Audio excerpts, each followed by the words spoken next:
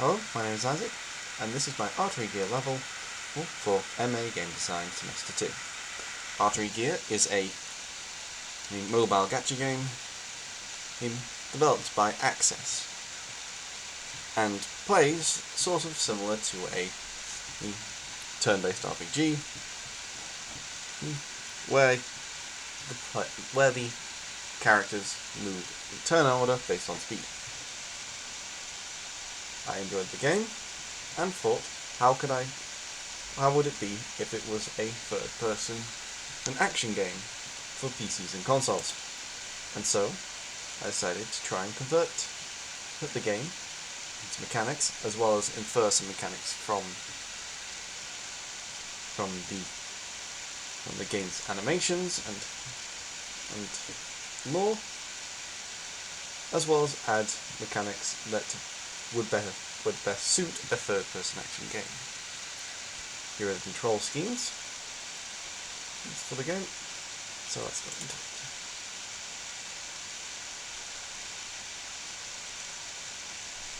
So, for the game, I had to make the level pretty tall, due to the fact that the player has access to a jump system, a jetpack.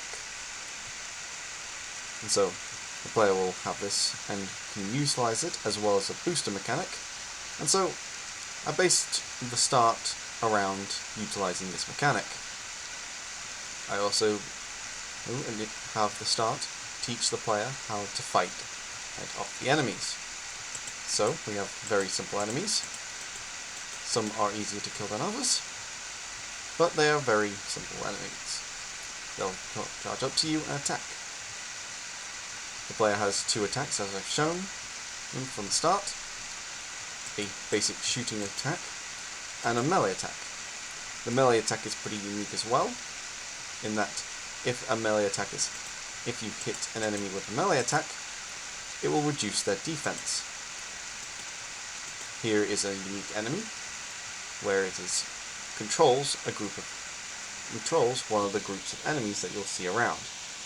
Defeating it will defeat all of the enemies in said group. Furthermore, continuing on, here is a health pickup that I've designed, which will restore your health, and hidden around the level are secret little items called LSCs, or Lightning Stream Cannons. One of Neo's abilities and her ultimate attack. When the player presses Q for its attack, and the enemies are lined up properly, they activate the attack that goes out, and it deals massive amounts of damage. So, one of the ideas I had for the level is to have a split path system, where the player can choose which path they want to go down. On the right is the more riskier path with more enemies, but it's much shorter and gets you closer to the mini-bosses. Whilst this path here is much longer, but it's much safer, with less enemies to deal with. And if the player wishes to do so, they may choose to avoid all enemies.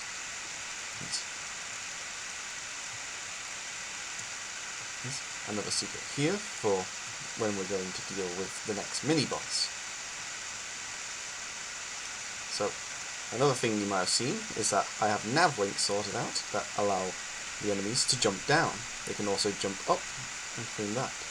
And so, I designed it so that in some of the areas, you'll be able to find enemies that jump down buildings as well.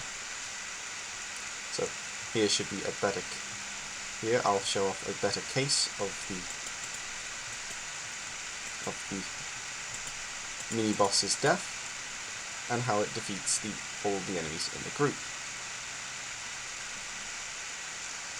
And so each enemy is assigned a different combat zone, which is where it will fight, and once you leave an enemy's combat zone,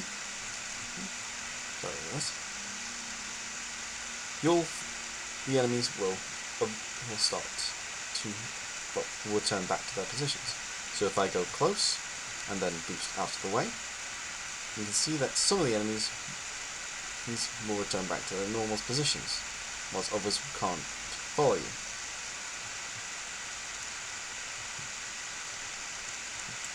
So let's deal with all the enemies here. And I'll just use my melee attack to take out some of them, and also show off how the health kits work. And so, yet again, I have more split paths, as well as more enemies that'll come down from the roofs, just to surprise the enemy, not surprise the player, I should say.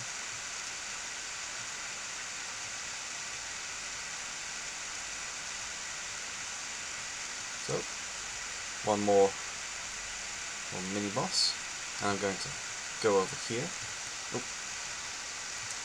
And another very good benefit of having the flight ability. Okay. Going through here, I'll boost out, and I'll attempt to defeat the mini boss with the thing. There it goes. I have had some performance issues, as you might be able to tell. That's mainly due to how many mega scans I've been using, but I do feel like it does add to the aesthetics of the level. Here we are at the last mini boss area, and I'm going to just quickly breeze past it. You can see the combat zones working in full now, as whilst one group was charging me initially, now now that I'm up here, both groups are starting to fight. So, let's see if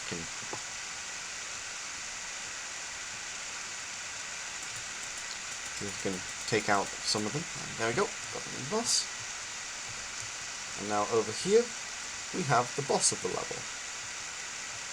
So I'm going to just grab my health and LSC. And so, I have programmed the boss to have 3 different types of attacks. The first one is, of course, the big attack from there. The second one comes down onto the player. I tried to make it go faster down, but I couldn't really get the blueprint to work. And so, I just settled for a standard sort of physics drop. And this is the last attack, which comes from all sides and forces the player to get up onto the platform. So, once the boss is defeated, that ends the level. And if you wish to play again, you'll be brought back to the control screen. Overall, I felt that this level went pretty well, all things considered. And yes, this has been my Artery Gear level. I hope you have enjoyed.